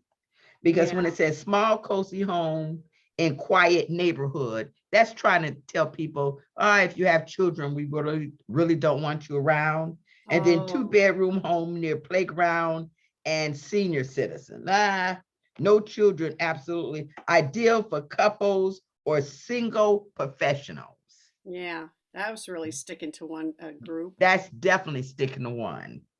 I remember being a single mom and I was told that before 88, when my husband and I first separated. It was a perfect place. It was right across the school from my youngest son's elementary. All he had to do is cross one little street and he was there. From the balcony, you could overlook into the playground, Windsor Hills Elementary School. And I was talking to the manager and I said, oh, I loved it. The rent was right. And I remember saying, oh, my sons are gonna love living here. He stepped back and he looked me up and down. He said, oh, we only rent to professionals. I'll never forget that in life. Yeah.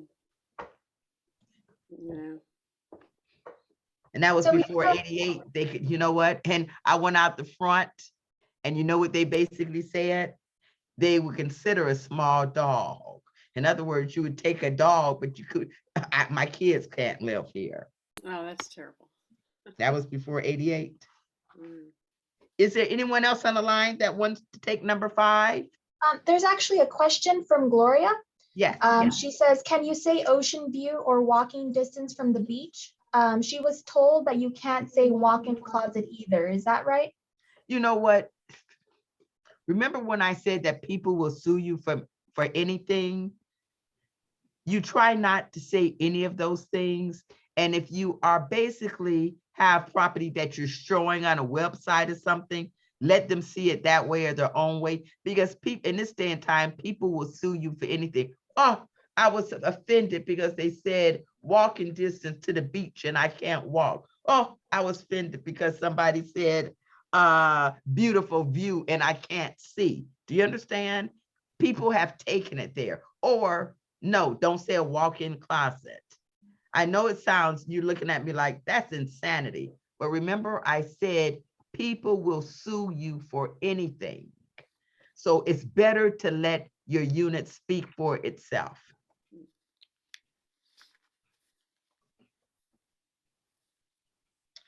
I'll do number 5. The Civil Rights Act of 1968 does which of the following? Grant all citizens the same rights as white citizens to own, purchase, lease, transfer, or use real property, allows exemptions only for homes sold without the assistance of a real estate practitioner. Number C, effectively prohibits all discrimination in real estate based on race. D, both A and C. The answer would be A. A. The answer's A, right? A, yes. Number 6, based on federal fair housing law, which of the following people would be protected? A divorced female single parent, a 35-year-old single Jewish man, a 50-year-old white man, all the above. Anyone want to give me an answer? D. D, all the above.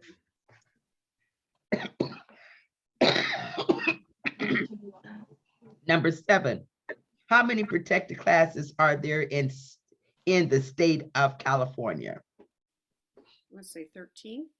13, B. B, okay. Number 8, which of the following is not a type of discrimination by the Fair Act of 1968? National origin? No.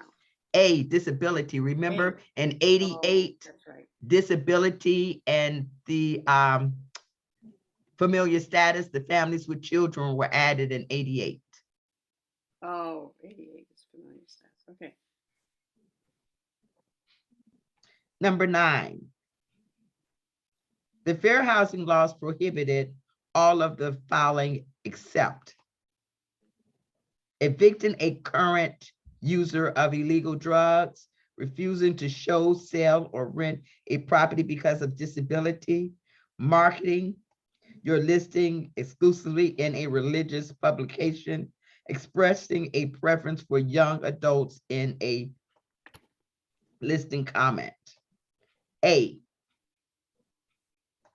you can evict someone. From doing illegal drugs. Yes. At least you can do that.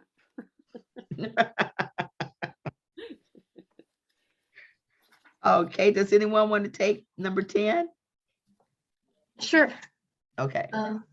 Can a tenant ask a housing provider to pay for modifications to the to the unit to accommodate to the tenant's ability? A landlord is required by law to pay for all modifications. A landlord must allow the resident to pay for the modifications. A landlord can charge the tenant for any modifications made, or a landlord can refuse to pay for or allow modifications. I would say C. Here it says basically B, a landlord must allow a residence to pay for the modification. Yeah. Or it could be, but it doesn't say and say a landlord can charge. No, he has to allow him because a landlord can't charge the tenant. Mhm. The tenant is responsible to pay for all modifications. Okay. So it would be do you wanna read B. the next one, owners, managers can prohibit tenants' children from skateboarding on premises, or B, riding bikes in a parking lot, C, swimming in the pool or spa unsupervised if they are 8 to 14 years old, or D, none of the above. I'm saying none of the above. It would be C. Oh, C. Oh, okay. Remember, that's the only time you could use the word children as if it falls up under health and safety. That was a tricky one. That's, yeah, okay, health and That was a tricky one. We laugh about that one all the time. safety. Okay. Which of the following agencies can enforce discrimination complaints? The HUD, the DOJ, the DFEH, the Local Fair Housing Council, or all of the above? I will answer that because I didn't go over that with you. Okay. HUD, U.S. Department of Housing and Urban Development, federal. Department of Justice, federal. DFEH, Department of Fair Employment and Housing, that's our state agency. Local Fair Housing Council. So the answer would be E, all the above. Okay.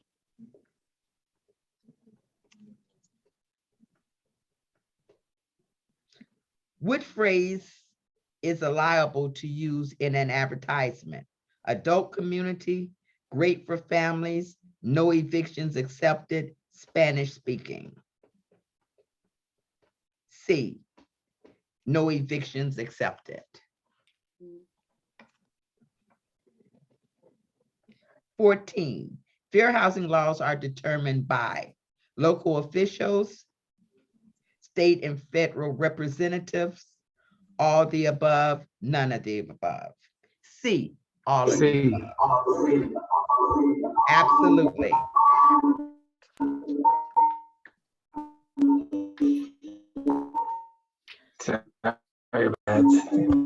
Which group is not protected under fair housing law? Select one. Families with children under 18, persons 55 or older, alcoholism, or illegal drug users.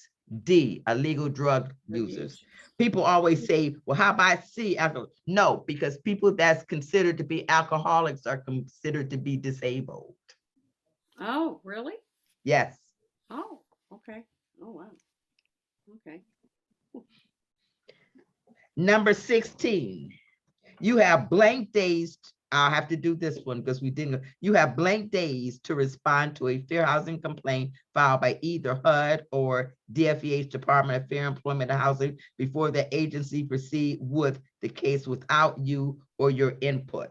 What they're basically saying, to file a complaint with an administrative agency like HUD or DFEH, a person has up to a year. If you go through a private attorney, you have 2 years.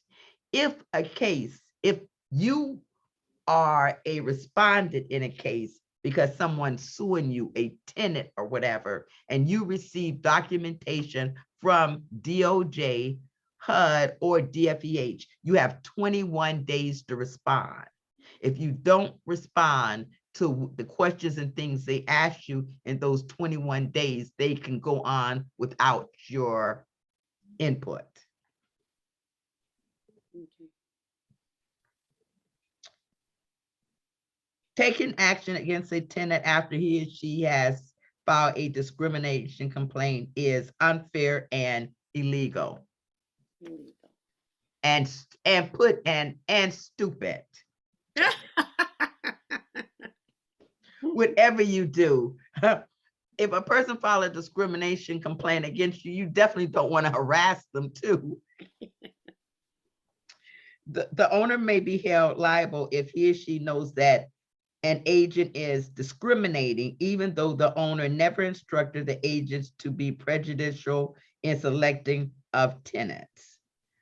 Owners are realtors, management companies are responsible of everything that a tenant does.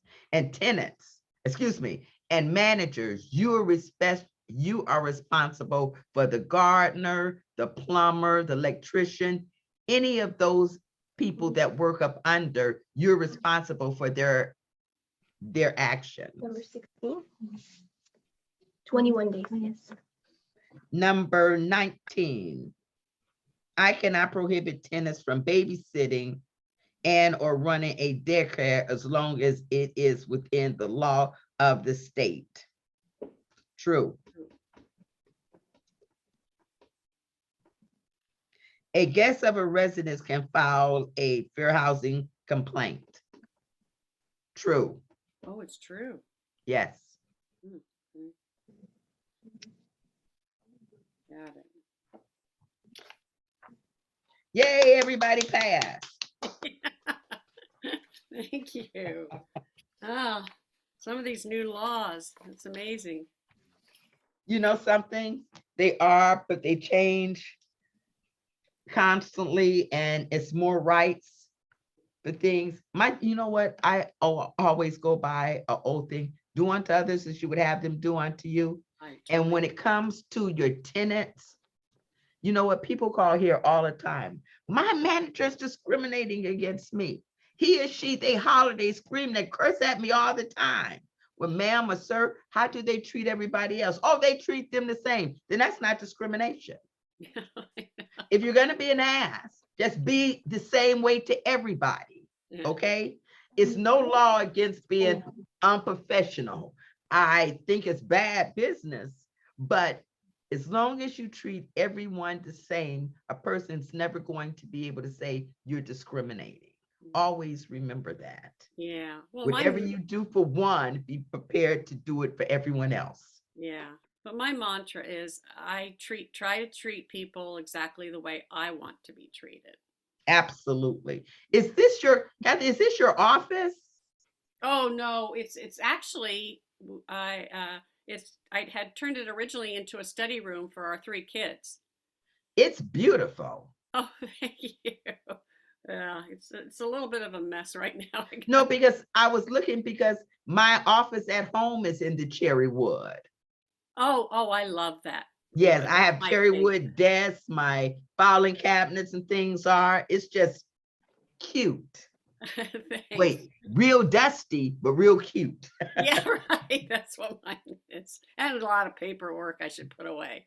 If there aren't any other questions, then I'm going to say good day. I love this class. If you guys have any questions, let me give you my email address.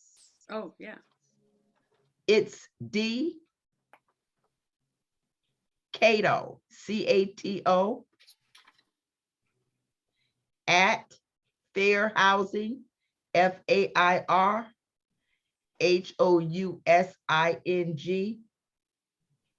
OC.org. Once again, D Cato, Cato, at Fair Housing, OC.org. I answer emails, I answer texts. I'm a little slow kind of answering those because I can't see, but I do pick up the calls, and you guys are free to call me anytime if you have any problems, but please, with your troubled tenants, give them my office number.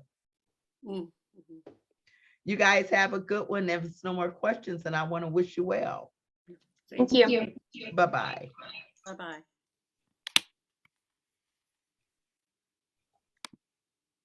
Can you mute yourself? Yes. Alrighty, everyone. Thank you so much for your time here. I will be sending out the recording of the class probably in a couple of days. I just have to upload it onto the cloud, and that takes about a day or two. But you will be receiving a copy of this presentation. And if you have any questions, please feel free to call the office. We're more than happy to answer any questions you may have. Thank you so much. Alrighty then. I'm going to go ahead and end the meeting now. Everyone have a great day. You too. Thank you.